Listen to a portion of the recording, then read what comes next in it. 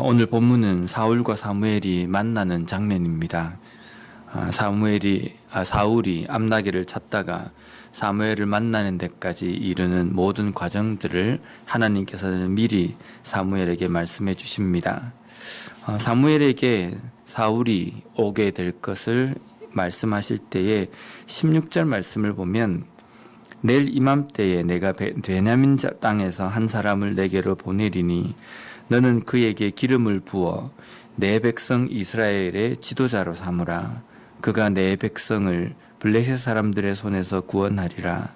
내 백성의 부르짖음이 내게 상달되었으므로 내가 그들을 돌보았노라 하셨더니, 여기 보면 하나님께서 이스라엘 백성들에게 사울이라는 왕을 세울 것이다, 지도자로 세울 것이다 라고 말씀하실 때에 이스라엘 백성들을 어떻게 지칭하시냐면 내 백성을 다스릴 것이다, 내 백성을 블레셋 사람들의 손에서 구원해낼 것이다.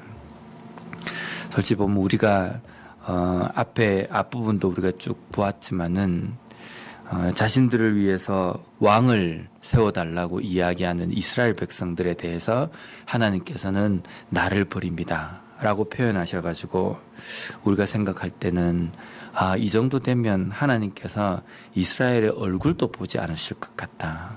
우리 같으면 삐져가지고 평생 내가 너를 보나 봐라, 등 돌리고 아예 그냥 원수지간이 될 겁니다.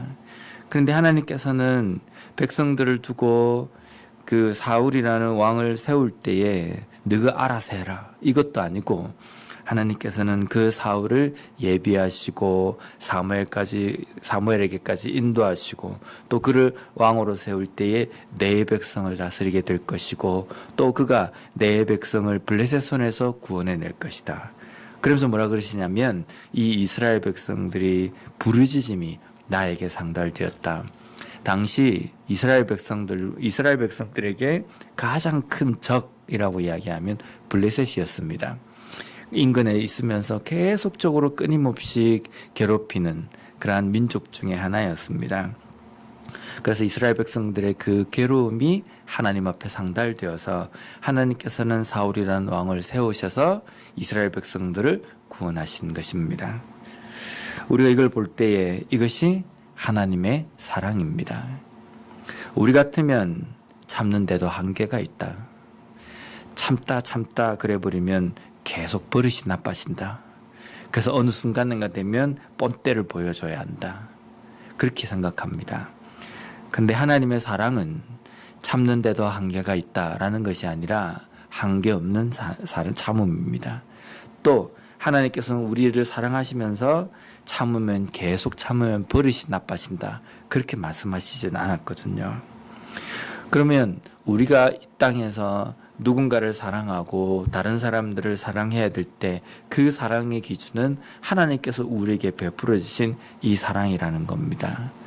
그렇기 때문에 우리가 다른 사람을 사랑할 때에 한계가 있어야 한다. 계속 참으면 버릇이 나빠진다, 이렇게 말하는 사랑이 아니라 우리가 다른 사람을 사랑하는 그 사랑도 하나님께서 우리에게 보여주신 그 사랑으로 사랑을 해야 된다는 겁니다. 사무엘은 자신을 찾아온 사울에게 그가 왕이 될 것임을 알려줍니다. 이에 대해서 사울의 반응은 21절 말씀입니다.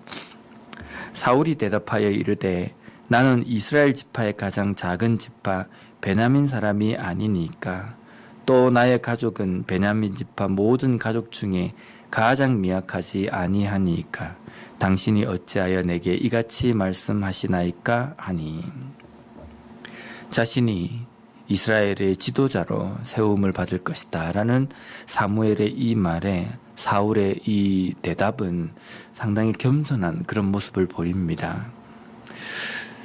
제가 이 사무엘상을 묵상할 때마다 항상 생각되어지는 것이, 분명히 유다 지파 가운데 왕을 세울 것이라고 하나님께서 예언을 하셨는데 사울이라는 사람을 왕으로 세우고 난 다음에 하나님께서는 애시당초 이 사울을 세우실 때에 사울이 마음에 안 드셨을까?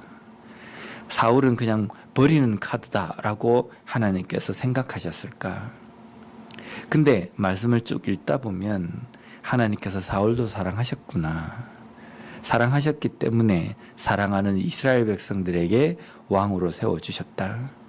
근데 이 사울이 하나님의 말씀 가운데에 잘 다스리고 말씀에서 떠나지 않고 신앙적으로 서 있었다고 한다면 분명 사울의 그 말로도 하나님께서 정말 좋은 쪽으로 인도하셨을 겁니다. 그런데 이 사울이 하나님의 말씀에 떠나 있었기 때문에 하나님의 말씀과 완전히 반대되는 그러한 길에 서 있었기 때문에 사울의 말로가 좋지 않았습니다. 근데 사울이 처음에 자신이 왕이 되겠다라고 이야기할 때의 반응은 보면 상당히 겸손하거든요. 나는 가장 이스라엘 지파 중에 가장 낮은 지파고, 그리고 우리 가족은 베냐민 지파 가운데 가장 미약한 가족입니다. 근데 사실 그렇지 않습니다. 앞에 사울에 대해서 설명할 때 사울의 가정은 이스라엘 중에 가장 유력한 권력도 있고 또 그 재산도 많은 그러한 가족이다라고 설명하고 있거든요. 그러면 이 사울의 이 모습은 겸손이긴 합니다. 그런데 우리가 하나님 앞에 겸손이라는 것은 이런 겸손도 있지만 하나님께서 나에게 일을 맡겨주실 때에 하나님 앞에 겸손이라는 것은 하나님 저는 못합니다. 저 시키지 마시고 다른 사람 시켜주십시오. 이렇게 말하는 것이 겸손이 아니라 내가 연약함에도 불구하고 하나님께서 이 일을 맡겨주셨기 때문에 내 힘으로는 이것을 감당하지 못한다.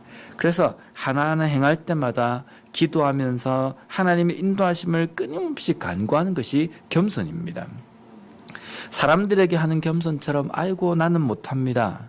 그렇게 한마디 던져주는 게 겸손이 아니라 하나님 앞에 겸손은 내가 너를 사용해야 되겠다라고 말씀하실 때에 하나님의 그 부르심에는 후회하심이 없으시고 또 나에게 부족한 부분들을 하나님께서 채워주시겠다라고 말씀하시는 약속이 있음을 붙들고 하나님께서 나를 도우셔야지 내가 이것을 감당합니다. 그래서 매 순간순간마다 나는 연약하고 나는 부족합니다 라는 생각을 잊지 않고 계속적으로 나에게 힘을 주셔서 그 길을 가도록 하시는 하나님의 그 도우심을 간구하면서 계속적으로 나아가는 것이 겸손입니다.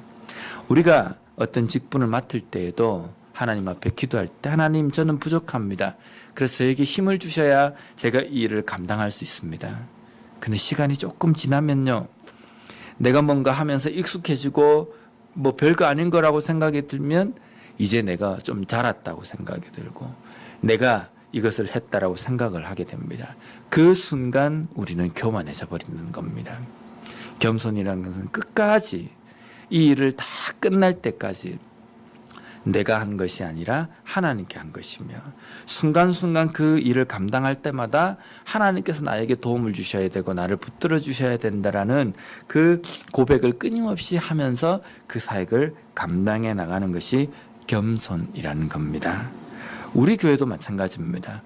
우리 교회 가운데 겸손, 어떻게 우리 교회가 그 일을 감당할 수 있을 것이냐, 어떻게 우리 교회가 그러한 일을 할 수 있을 것이냐, 그렇게 생각합니다. 근데 그 겸손이 우리 교회가 재정이 부족하고 뭔가 어떤 힘이 없기 때문이다라는 그것이 그것도 겸손이 될 수 있지만 그것과 함께 우리는 항상 연약하기 때문에 하나님께서 우리 교회 가운데 함께 하시고 우리 교회에 힘을 주셔야지만이 이 일을 감당할 수 있다. 이 생각이 끝날 때까지 이게 변하지 않아야 된다는 겁니다. 조금 이제 교회가 좀 나아지면 겸손해져 가지고 마치 우리가 뭔가를 한 것처럼 생각하는 것은 교만입니다. 사울의 모습과 똑같이 되어버린다는 겁니다. 사울이 처음을 시작할 때는 겸손으로 시작을 했지만 그가 왕위에 앉고 난 다음부터는 그런 모습이 보이지 않습니다. 하나님께 묻고 하나님 앞에 겸손하게 기도하고 그런 모습이 아니라 이제는 인간의 왕이 되어버립니다. 오늘 우리의 삶 속에서도 나의 삶에 맡겨주신 그 일들을 감당하면서 나는 어떻게 이 일을 내가 감당하고 나아가고 있는가. 나는 처음에 이 직분을 맡을 때에 나에게 주셨던 그 겸손한 마음을 지금도 변하지 않고 가지고 있으며 기도하면서 이 사역을 감당하고 있는지 다시 한번 돌아봄으로 말미암아 겸손한 우리의 삶과 또 우리 교회가 되었으면 좋겠습니다. 기도하겠습니다.